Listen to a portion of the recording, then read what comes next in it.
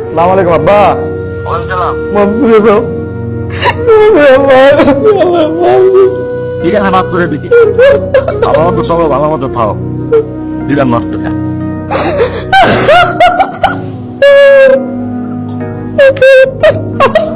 পানি দাও, পানি দাও।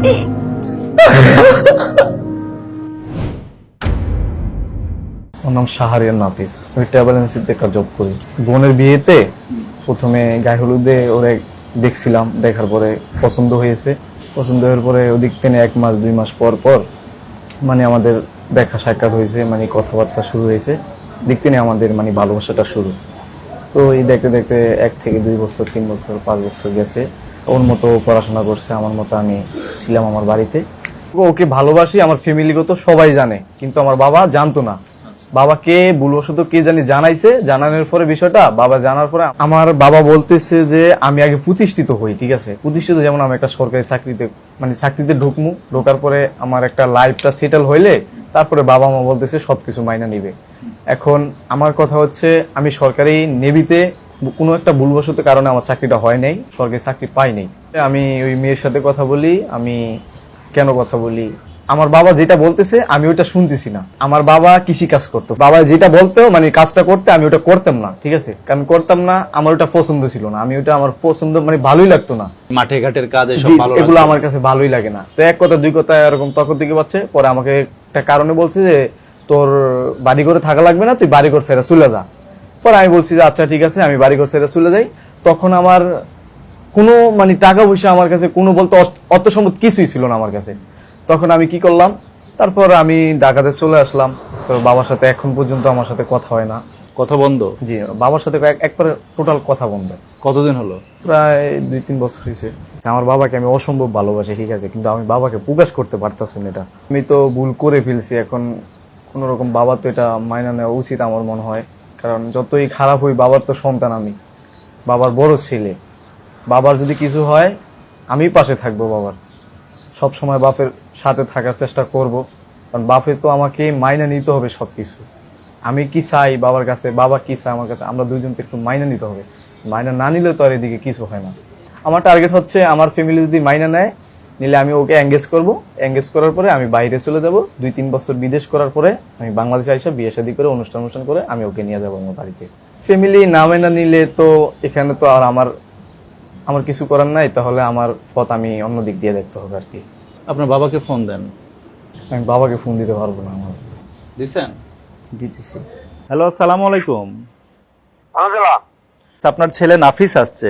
আপনার নির্দেশ মতো সে চলাফেরা করতো না, কাজে মনোযোগ দিত না বা পড়াশোনার প্রতি মনোযোগ ছিল না, যেই কারণে তাকে আপনি একসময় বলেছিলেন বাসা থেকে বের হয়ে যেতে। পরে সে নিজে থেকে বাসা থেকে বের হয়ে যায়।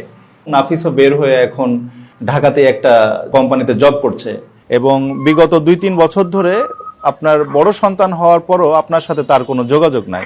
এবং নাফিস আমাদেরকে বলেছে যে তার সমস্যার কারণে আপনি রাগান্বিত হয়ে তার সাথে এমন ব্যবহার করেছেন এবং সে যা যা করেছে, আপনি তাকে বাসার 2-1টা কাজ করতে বললে সে যেভাবে অনীহা দেখাতো, এসব কারণে আপনি তারপরে বিরক্ত ছিলেন।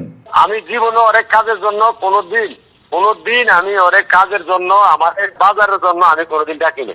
আমি কোনোদিন বলি না যে আমার এই জিনিসটা দিয়ে দিয়ে আমার এইটা সেদিনটা খরচ নাকা, এই ক্ষেত রস নাকা, জমি কাটস নাকা, ধান কাটস নাকা, এগুলো হয়তো ভালোভাবে লেখাপড়া কর, ভালো চল, আন্দোলনে পয়সা কামানোর চেষ্টা কর। আমার দুঃখ এক জায়গায় বাবা আমার কাছে বলো ভাই শত্রু কিভাবে হয়, কেন হয়? আমি কি যদি পড়াশোনা ওরে না করাতাম তাহলে আয়ের পর্যন্ত ঢুকছে কেমনি? আয়ের পর্যন্ত ঢুকছে কার পয়সা দিয়া? আপনি কি বোঝেন? আমরা তো একটা বাবার ঘরের ছেলে, আমরা তো জন্ম দিতে লেখাপড়া করাইছে, এই শ্রম গুলা কে দেয়?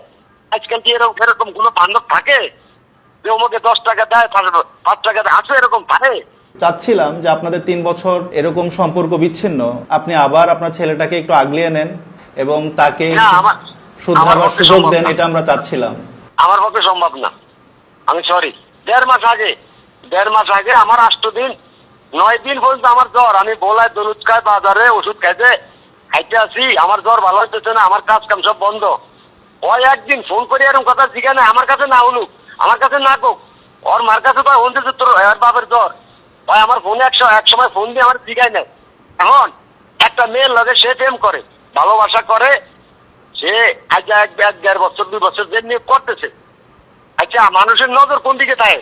মানুষের সবসময় নজর থাকে উপরের দিকে। মানুষ, একটা ছেলে একটা মেয়ে নজর থাকে উপরের দিকে। কারোর টাকা পয়সা লাগে না, জাত গোষ্ঠী দেয়, ভালো পরিবেশ তা দেয়। যেই মেয়েটার লোকে প্রেম করে, ওই মেয়েটার পরিবেশটা কি আর ওর পরিবেশটা কি, আমার পরিবেশটা কি, ওই কি একবারও চিন্তা করছে?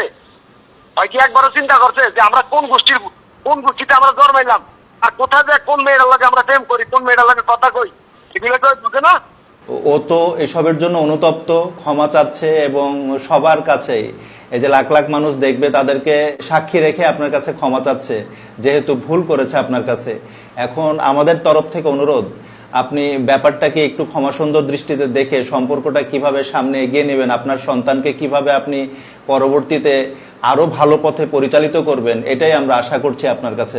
আমার মনের ভিতরে দুঃখ দাগা, মানে দাগার আমার জীবনটা দাগাই গেল, আমার জীবনটা দাগ দিতে গেল। তাহলে মানুষ কয়টা দাগ সহ্য করতে পারে, কয়টা দাগ মানে নিতে পারে?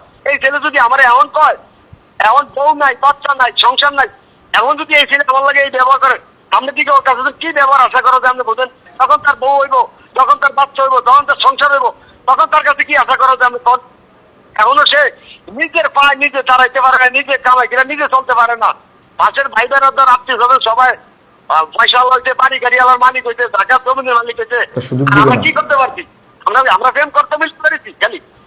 এখন আমরাও আপনার ভাই বা সন্তান সমতুল্য, আমরা চাই আপনার সন্তানকে আর একবার সুযোগ দেন। আপনার সন্তানকেও আমরা যা কিছু বলার, যা কিছু বলে সতর্ক করা দরকার, আমরা সেটা এই স্টুডিও থেকে চেষ্টা করেছি। আমি জীবনে ওর টাকার জন্য কান্দুম না, ওর টাকার জন্য ওই আমার খাওয়াইবো, ওর আমার জিন্দাইবো, ওগুলোর জন্য আমি জীবনে কান্দুম না, আমি কান্দুম ওর ব্যবহারের জন্য।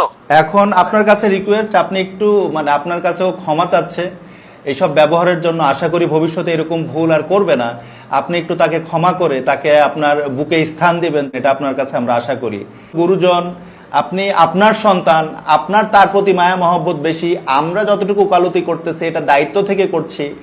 আমার বিশ্বাস যে এত লাখ মানুষের সামনে সে কথা দিবে এবং আপনার কাছ থেকে ক্ষমা চেয়ে একটা বারের মতো যদি আপনি সুযোগ দেন, তাহলে হয়তো যদি তার শরম থাকে, লজ্জা থাকে, বাবার সাথে এরকম ভুল আর নেক্সট টাইম কখনো করবে না। আমি এইটাই চাইছি। যাই হোক, সবকিছু বাদ দিয়ে আমি এইটাই চাইছি, আমার একটা বউ রাখলে, একটা বউ যদি আমি একটা মেয়ে পরের ঘরে একটা মেয়ে আনি, আমার মেয়েটা যেভাবে ওটা যত্নে রাখছে, ওই মেয়েটাও তো আমি এইভাবে যত্নে রাখতে হবে, আমি ওই পরিবেশটা করে আনি। এখন আপনাকে আমরা এটা বলছি না যে আপনি তার প্রেম মেনে নেন, তার প্রেমিকাকে মেনে নেন, এটা নিয়ে আমাদের কোনো কথা নাই, এটা আপনাদের বাপ ছেলের ব্যাপার। আপনি হয়তো সব জানেন না, ব্যাপার এইটাই, ব্যাপার ভাই এইটাই, ব্যাপার এইটা ছাড়া অন্য কিছুই না। এটা নিয়ে অনেক কিছু চলতেছে, এটা নিয়ে আত্মহত্যা করবো, এটা নিয়ে বহুত কিছু চলতেছে। আমি তো শুনি, আমি হয়তো লোকের মতো মানি কানা ঘুষা করি না, আমি ঘুষফুস করি না, আমি জানি না, কিন্তু ব্যাপার এই জায়গায়। তার বয়স হচ্ছে মাত্র 20 বছর, এই বয়সে কি প্রেম করবে? এই বয়সে তো নিজেকে তৈরি করার সময়। না করছে তো, করতেছে, ফেসবুকে লাগতেছে মারা যাইবো, সেজু স্ট্যাটাস দিতেছে, আপনার এই আত্মহত্যা করবো, আপনি কি কর? জুতা দিয়ে পিটাবেন, এবার যদি ফেসবুকে সব লেখে জুতা দিয়ে পেটাবেন। এরপরে ওই মেয়ে নিয়ে ছবি তুললে মনে করেন ছবি ছেড়ে দিছে মেয়ে, আপনি কি মনে করেন? জাকির সাহেব, একটু ছেলের সাথে কথা বলেন, আমাদের রিকোয়েস্ট। যে আমি এখন কথা বলতে পারবো না, আমি কথা বলবো আল্লাহ দিবসে কালকে। আমাদের অনুরোধ, একটু কথা বলেন। এই মাপ চাও বাবার কাছে। আসসালামু আলাইকুম আব্বা, ওয়ালাইকুম সালাম। মাফ করে দাও।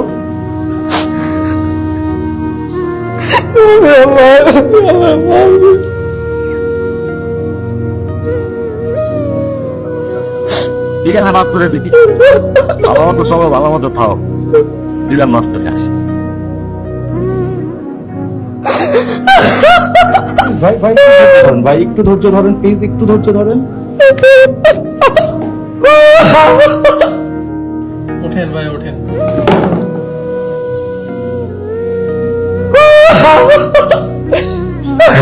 প্লিজ ভাইয়া, ধৈর্য ধরো।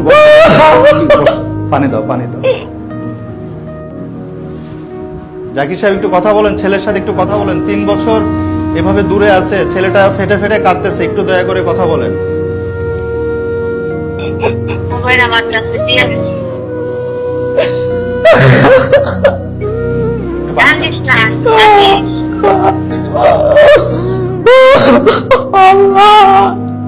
পানি খান, পানি খান, পানি খান, পানি খান, পানি খান। না, পানি খাও, পানি খাও ভাই, পানি খাও। পাগলামি করিস না, মাফ করে দিতে ভাইয়ের লগে ভালো ব্যবহার দিয়ে কথা করবি, ভালো যে শুনতে আমার লগে কথা লাগে, ভাইয়ের লগে কথা কইতে পারে না, ভালো কথা কইতে হবে। সারাদিন পরে কাগলে গিয়ে ধরে, এত কষ্ট কাগলে গিয়ে করে, তোমাগুলো গিয়ে করে না।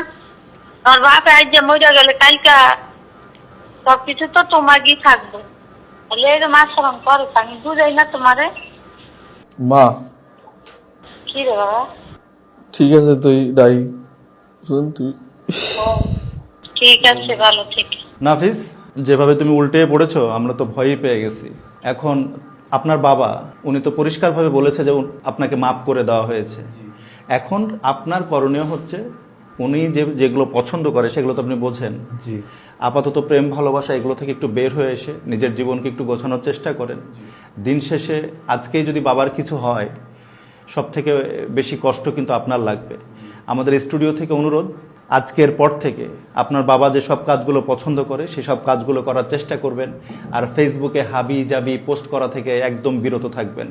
আপনি সমস্ত পোস্ট আজে বাজে যেগুলো আপনার বাবা পছন্দ করেন না সেগুলো আপনি ডিলিট করে দিবেন। কথা দিচ্ছেন? জি, ওকে। যে আমার লাইফে আমি অনেক কিছু শিখেছি এই প্রেম ভালোবাসা থেকে। এগুলো আসলে কিছুই না।